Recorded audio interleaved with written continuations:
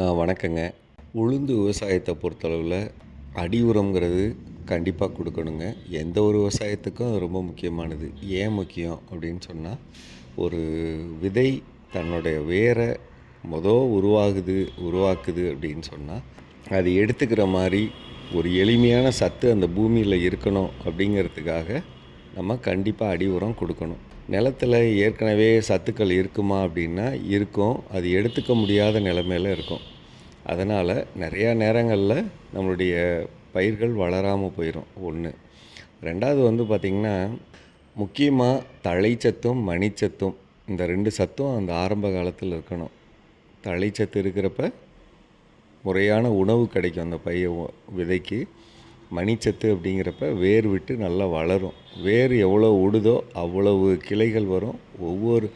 ஒரு செடியில் ரகத்தை பொறுத்து 45 காய்கள்லேருந்து 105 காய்கள் வரலும் நம்ம குழுவில் எடுத்திருக்காங்க. அப்போ அந்த அளவு நம்ம எடுக்கணும் அப்படின்னா, நம்ம அது மாதிரியான அடி உரம் கண்டிப்பாக இருக்கணும். அது இல்லாத மொத்தம் 75 நாள் பயிர் அப்படின்னு சொன்னால் 7-10 நாள் அல்லது 10-7 நாள் அப்படிங்கிற ஒவ்வொரு தடவையும் நம்ம தரைவெளியில் அதுக்கு வேணுங்கிற சத்துக்களை கொடுக்கணுங்க. நம்ம வச்சுருக்கக்கூடிய ஜீவாமிர்தம், அமுத கரைசல், மீன் அமிலம், சாணப்பாசி கரைசல், இது கூட ஹியூமிக் அமிலம், பாஸ்வோ பாக்டீரியா, கடலை புண்ணாக்கு கரைசல், இது மாதிரி திரவங்களை போதுமான அளவில் தொடர்ந்து தரைவெளியில் கொடுத்துக்கிட்டே வரணுங்க.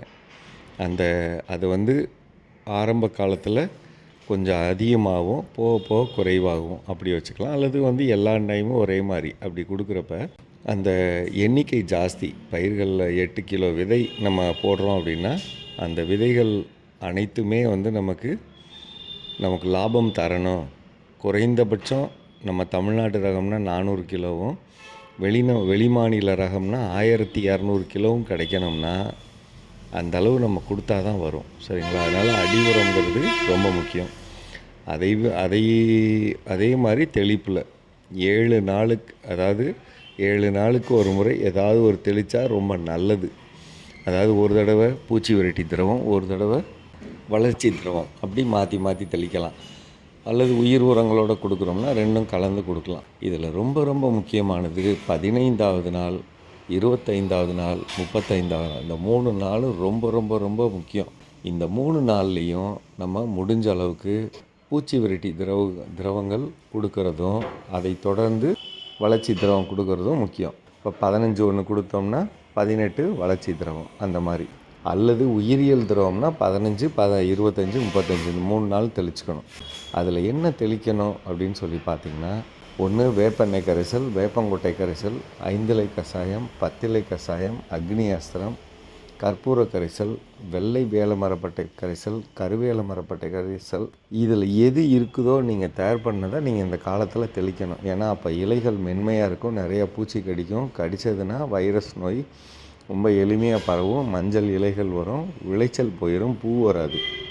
அதனால் இந்த டைம் ரொம்ப முக்கியம். நான் பொதுவாகவே ஆரம்பத்துலேருந்தே 7வது நாள்லேருந்து சொல்லுவேன். இருந்தாலும் நீங்கள் இது குறைஞ்சபட்சம் இதை செய்யணும் அப்படிங்கிறது என்னுடைய ஆசை.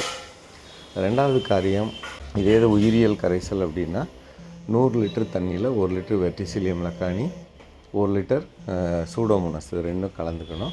குறைஞ்சபட்சம் வெர்டிசிலியம் லக்கானி 1 லிட்டர். அது கூட மீன் அமிலம் அல்லது பஞ்சகாவியா அல்லது ஈயம் கரைசல் 2 லிட்டர், கடல் பாசி உரம் 1/2 லிட்டர், ஹியூமிக் அமிலம் 1/2 லிட்டர், சோலு பார் அப்படிங்கிற போரான் பவுடர் மாதம் ஒரு முறை, இதில் 15 நாளுக்கு ஒரு முறை 200 கிராம். இதை கலந்துக்கணுங்க, கலந்து தெளிக்கணும். இந்த ஒரு காரியத்தை செஞ்சிங்கனாலே உளுந்தில் ஜெயிப்பீங்க. 15, 25, 35.